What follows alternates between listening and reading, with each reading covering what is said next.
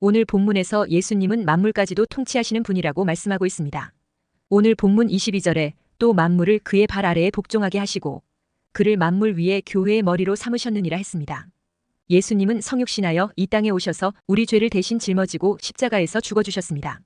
그래서 우리의 모든 죄가 예수님의 십자가 대속의 은혜로 용서되었습니다. 이런 사랑과 희생을 자원하신 예수님을 하나님 아버지께서는 부활시키시고 승천시켜 하나님 보좌 우편에 앉히고 만물을 다스리는 권세를 주셨습니다. 그래서 빌립보서 2장 9절에서 11절에 이러므로 하나님이 그를 지극히 높여 모든 이름 위에 뛰어난 이름을 주사 하늘에 있는 자들과 땅에 있는 자들과 땅 아래에 있는 자들로 모든 무릎을 예수의 이름에 꿇게 하시고 모든 입으로 예수 그리스도를 주라 시인하여 하나님 아버지께 영광을 돌리게 하셨느니라 했습니다. 하나님은 예수님의 발 아래에 세상과 우주 만물이 복종하게 했습니다. 다시 말해 예수님이 만물을 통치하는 우주와 만물의 주가 되게 하셨다는 것입니다. 본문 22절에 그를 만물 위에 교회의 머리로 삼으셨느니라 했습니다. 여기서 교회인은 헬라어로 테 에클레시아로 본래 교회에게 또는 교회를 위하여로 번역해야 타당합니다. 그러므로 본절은 그를 만물 위에 계신 머리로 교회에 주셨습니다라고 번역해야 됩니다. 또한 머리는 헬라어로 케팔레로 권위, 지배자, 지도자라는 의미가 있습니다. 또 때로는 원천, 근원이라는 뜻으로 사용하기도 합니다.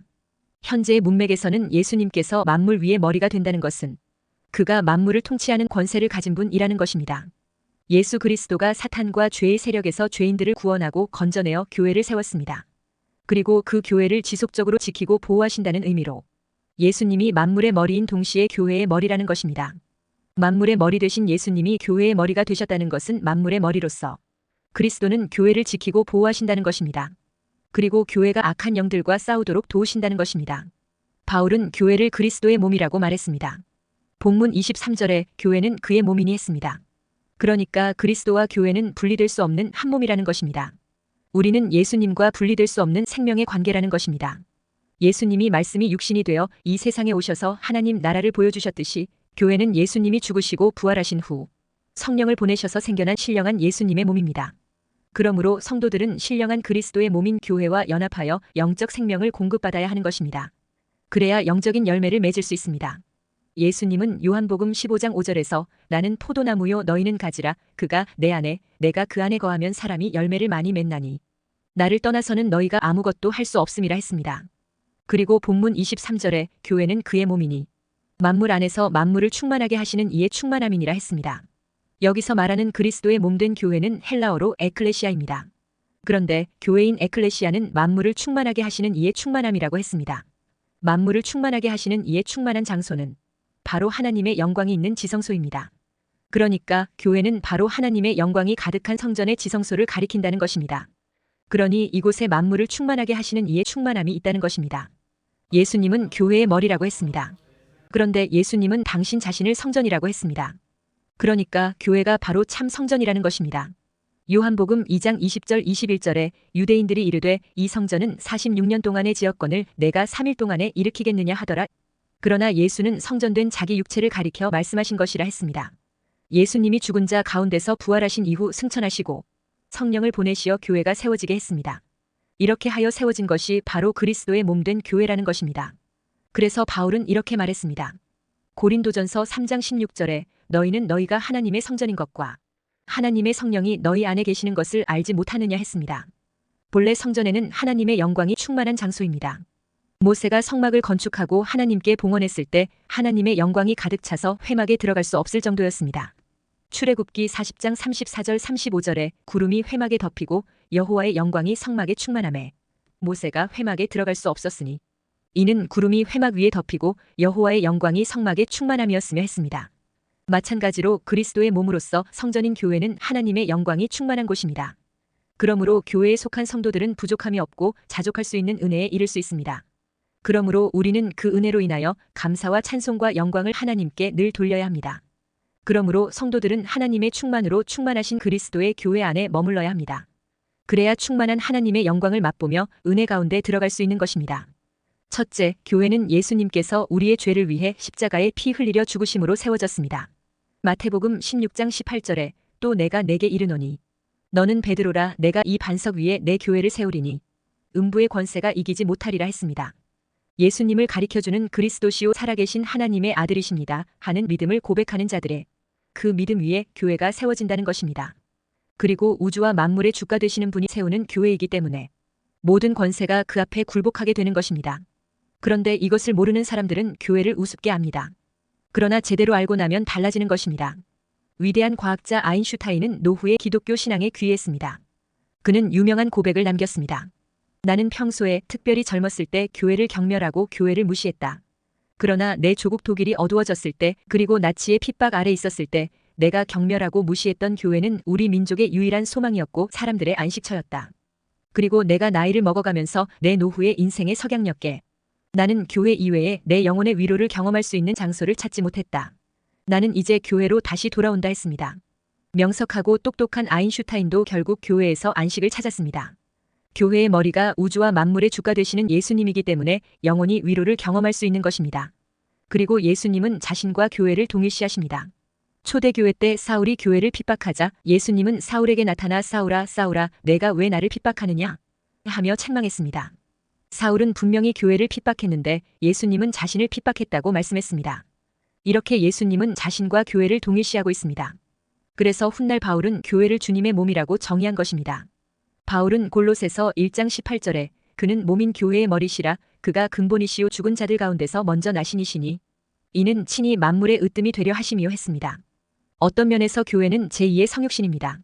하나님이신 분이 사람의 몸을 입고 오신 것이 성육신입니다. 구원자요 메시아 된 그분이 구원 역사를 위해 사람의 몸을 입고 우리가 사는 이 세상에 오신 것입니다. 예수님은 30년의 보통 사람의 생애와 3년의 공생을 통해 하나님의 뜻을 이루고 십자가에서 다 이루셨다 하시고 운명했습니다. 사람들이 예수님을 무덤에 가두었지만 예수님은 무덤 문을 열고 부활 승천했습니다.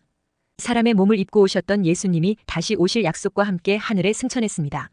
이렇게 하늘로 승천하실 때 주님은 보이지 않지만 보이는 또 하나의 몸을 두고 가셨으니 그것은 바로 교회입니다. 그러므로 교회는 주님을 대신할 정도의 의미와 가치가 있습니다. 교회는 주님이 세우신 신령한 공동체입니다. 그 가치는 무엇으로도 계산할 수 없는 주님의 핏값으로 세워진 교회입니다. 그러므로 이 지구상에서 교회보다 더 귀한 공동체는 없습니다. 교회란 어떤 건물이 아닙니다. 어떤 조직이나 예배의 형태를 가리키는 것도 아닙니다. 교화란 철저하게 공동체입니다. 즉 하나님이 내 백성이라고 부르신 자들의 모임 그 자체가 바로 교회인 것입니다. 또한 이 교회는 성전과는 다른 의미입니다. 구약의 성전은 분명 건물로 나타났습니다. 솔로몬이 세운 성전, 이스라엘이 바벨론에서 돌아와서 재건한 수룹바벨의 성전, 예수님 당시에 헤롯이 중건한 헤롯 성전과 같이 눈에 보이는 실체적인 건물을 가리켰습니다. 하지만 예수님이 세우신 교회는 이러한 실체가 없습니다. 오직 하나님을 중심으로 하는 그 백성들로 구성된 공동체인 것입니다. 그러면 교회의 주인이 누구입니까? 그 교회를 세우신 분입니다. 분명히 예수님은 마태복음 16장 18절에 이 반석 위에 내 교회를 세우리니 했습니다. 그러므로 교회의 주인은 오직 예수님인 것입니다. 아무리 사람들이 모여서 교회를 이루고 사람들에 의해서 교회가 세워지고 현실적으로는 사람들에 의해서 교회가 주관되는 것처럼 보일지라도 그 교회의 주인은 오직 예수 그리스도입니다. 예수님은 지금도 성령을 통해서 교회 안에 있는 모든 사람의 마음을 주관하십니다. 그리고 그들이 예수님 안에서 하나가 되게 하시고 한 교회를 이루게 하시는 것입니다. 예수님이 성령을 통해서 우리를 부르시지 않았다면, 우리의 마음을 주관하시지 않았다면 우리는 주님의 교회의 지체가 될 수 없었을 것입니다. 둘째, 교회는 주님이 택한 자들의 믿음 위에 세워졌습니다. 마태복음 16장 18절에 또 내가 내게 이르노니 너는 베드로라 내가 이 반석 위에 내 교회를 세우리니 음부의 권세가 이기지 못하리라 했습니다. 이 말씀은 마태복음 16장 16절에서 시몬 베드로가 대답하여 이르되 주는 그리스도시요 살아계신 하나님의 아들이시니이다라는 믿음을 고백했을 때 하신 말씀입니다. 그런데 이런 비슷한 신앙 고백이 복음서 여러 곳에 있습니다. 요한복음 1장 49절에서 나다나엘이 대답하되 랍비여 당신은 하나님의 아들이시여 당신은 이스라엘의 임금이로소이다 했습니다. 요한복음 4장 29절에서 사마리아 여인은 예수님을 가리켜 말했습니다. 내가 행한 모든 일을 내게 말한 사람을 와서 보라 이는 그리스도가 아니냐 하니 했습니다. 요한복음 11장 27절에서 마르다는 예수님께 이르되 주여 그러하외다 주는 그리스도시여 세상에 오시는 하나님의 아들이신 줄 내가 믿나이다 했습니다. 이런 고백들이 베드로가 고백한 신앙 고백과 별 다를 바가 없습니다. 그런데 예수님은 과거에 그러한 신앙 고백을 들으셨을 때는 아무런 말씀도 하지 않았습니다. 그런데 예수님이 베드로의 신앙 고백을 들으시자 이전까지와는 전혀 다른 반응을 보이셨습니다. 그리고 지금까지 하지 않았던 새로운 말씀을 하셨습니다. 그것이 바로 교회에 관한 말씀입니다. 그리고 교회는 베드로와 같이 바른 신앙 고백을 하는 사람들의 믿음 위에 세워지는 것입니다. 그런데 예수님은 내가 이 반석 위에 내 교회를 세우리니 했습니다. 여기에서 베드로와 반석은 같은 뜻을 가진 단어입니다. 그런데 원문에는 앞의 말씀과 뒤의 말씀 사이에 그리고 즉 카이라는 단어가 들어가 있습니다. 이는 앞과 뒤가 같은 대상이라는 의미입니다. 즉 베드로가 반석이라는 것입니다. 예수님도 베드로를 가리켜 반석이라고 말씀했습니다. 그리고 그 반석 위에 주님 자신의 교회를 세우시겠다는 것입니다. 여기에서 예수님이 베드로 위에 교회를 세우시겠다고 하신 것은 단순히 베드로 위에 교회를 세우겠다는 의미가 아닙니다. 베드로는 지금 개인적인 입장이 아니라 제자들을 대표하는 입장입니다. 그러므로 베드로의 고백은 베드로 개인의 고백이 아니라 제자들 전부의 입장인 것입니다. 물론 그 가운데는 포함되지 않는 가룟 유다도 있지만 베드로는 같은 신앙 고백을 하는 제자들의 대표인 셈입니다. 그러니까 지금 예수님은 베드로를 지목하셨지만 실상은 제자들 전부를 지목하시는 것입니다. 그리고 그들을 교회의 기초로 삼으시겠다는 것입니다. 이에 대해 사도 바울이 이렇게 말합니다. 에베소서 2장 20절에 너희는 사도들과 선지자들의 터 위에 세우심을 입은 자라. 그리스도 예수께서 친히 모퉁이돌이 되셨느니라 했습니다. 예수님은 교회의 가장 중요한 모퉁이돌이 되십니다. 그리고 제자들은 그 교회의 기초가 된다는 것입니다. 그러니까 장차 제자들이 성령을 받고 예루살렘과 온 유대와 사마리아와 땅 끝까지 이르러 예수님의 복음을 전파하게 되어 그곳에 교회가 세워진다는 것입니다. 결국 오늘의 교회도 바로 이 사도들의 사역의 연장선상 위에 세워졌습니다. 사도들은 예수님의 십자가와 부활을 목격자들입니다. 동시에 그 십자가와 부활의 증인들입니다. 그래서 그 목격자와 증인으로서 복음을 전파했습니다. 그리고 복음이 전파되는 곳에 교회가 세워졌습니다. 이러한 과정은 예수님의 12사도들 이후에 그 사명을 이어받은 또 다른 많은 제자들을 통해서 계속 이어져 내려왔습니다. 그리하여 오늘 우리에게까지 복음이 전파되었고 오늘 우리 교회가 세워지게 된 것입니다. 그러므로 우리 교회는 사도들 이후로 계속 하나의 신앙 고백을 가진 교회입니다. 우리는 주님 재림하시는 그날까지 이 사도들이 전한 복음을 계속 계승하고 전파하여 교회를 세워나가야 합니다. 그래서 땅 끝까지 복음이 전파되는 날 예수님께서 재림하실 것입니다. 그리고 교회는 주님이 주신 권세를 가진 기관입니다. 예수님은 친히 자신의 교회를 세우시겠다고 말씀하십니다. 그리고 그 교회에 엄청난 권세를 주시겠다고 하십니다.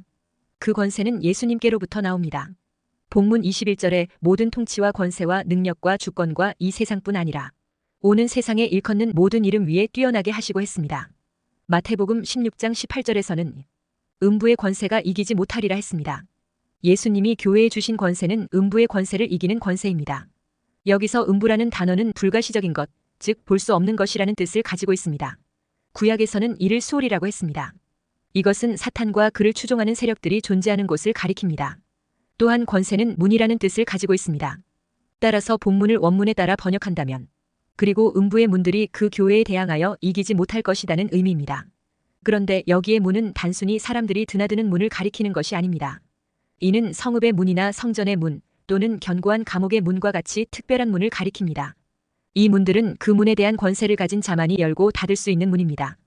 또한 본문에 나타난 음부의 권세는 죽음의 권세로 이해하기도 합니다. 그렇다면 예수님의 이 말씀은 죽음에 대한 교회의 승리를 보장해 주시는 말씀이 됩니다. 비록 사탄의 권세 아래에 놓인 세상이 교회를 극심하게 박해한다고 할지라도 교회는 영원히 존재하게 될 것이라는 말씀입니다. 바로 교회의 생명력과 영원성을 보장하시는 것입니다. 셋째, 교회는 예수님의 몸으로서 만물 안에서 만물을 충만하게 하시는 이에 충만하게 만들어주는 곳입니다.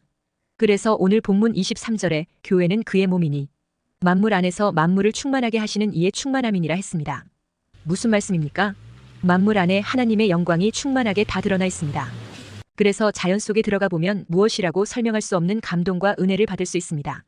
온 산에 들어가거나 바다에 가서 보면 거기서 모든 사람들이 마음이 새로워지고 뭔가 가슴에 감동이 오는 것을 느낄 수 있습니다. 그것을 힐링이 된다고 말합니다.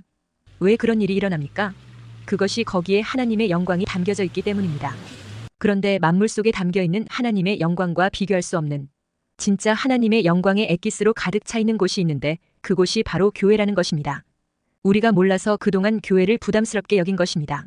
또 때때로 교회 안에서 사람들에게 상처받은 것 때문에 교회는 다녀도 너무 깊이 관여하고 봉사하는 것은 싫다는 마음을 가지고 있었던 것입니다. 그러나 교회를 제대로 알고 나면 전혀 달라집니다.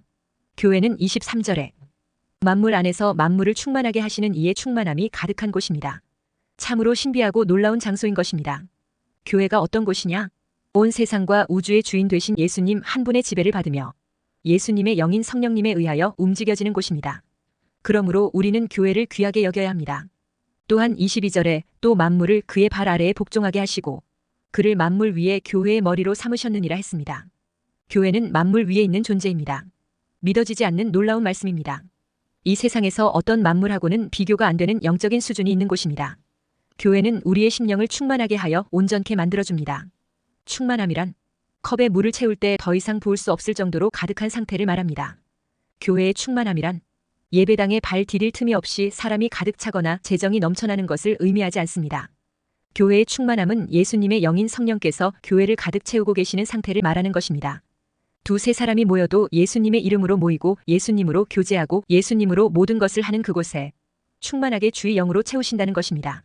아무리 많은 사람이 모였어도 거기에 예수님께서 충만히 계시지 않으면 아직 완성된 교회라고 할 수 없습니다. 그러니까 온전한 교회는 예수님으로 충만하고 성령으로 충만한 교회인 것입니다. 예수님으로 충만한 교회는 예수님을 머리로 삼는 교회입니다. 성령 충만은 예수님을 머리로 삼을 때에 나타나게 됩니다.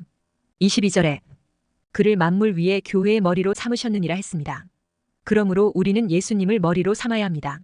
예수님이 교회의 머리가 되셨다는 것은 교회를 다스리시는 분이 예수님이라는 말씀입니다. 그런데 우리에게 시험이 옵니다. 예수님이 머리가 되어야 하는데 내가 머리가 되려고 하는 것입니다. 이럴 때에 우리 개인의 삶이나 교회에서 예수 그리스도의 충만함이 나타나는 것이 아니라 오히려 주님과 우리들이 서로 갈등 관계가 되어 주님으로부터 멀어지게 되는 것입니다. 예수 충만 성령 충만이 되려면 머리 되신 예수님과 내가 연결이 잘 되어야 합니다. 에베소서 4장 15절 16절에 오직 사랑 안에서 참된 것을 하여 범사에 그에게까지 자랄지라. 그는 머리니 곧 그리스도라. 그에게서 온몸이 각 마디를 통하여 도움을 받음으로 연결되고 결합되어 각 지체의 분량대로 역사하여 그 몸을 자라게 하며 사랑 안에서 스스로 세우느니라 했습니다. 예수님은 포도나무와 가지의 비유처럼 우리는 머리이신 예수님께 잘 붙어 있을 때 생명이 있고 그 생명을 통한 결실이 있는 것입니다. 이 연결이 잘 되는 비결은 예수님을 사랑하고 형제를 사랑하며 말씀과 기도와 예배에 헌신하는 것입니다. 그런데 이것이 잘 되려면 머리에 잘 연결되어 있어야 합니다. 몸이 머리를 움직이는 것이 아니라 머리가 몸을 움직이게 하기 때문입니다. 이것이 진짜 신앙입니다. 이렇게 머리 되신 예수님과 잘 연결되어 사랑 안에서 은혜와 함께 자라고 세워지는 복을 누리게 되시기를 축원합니다.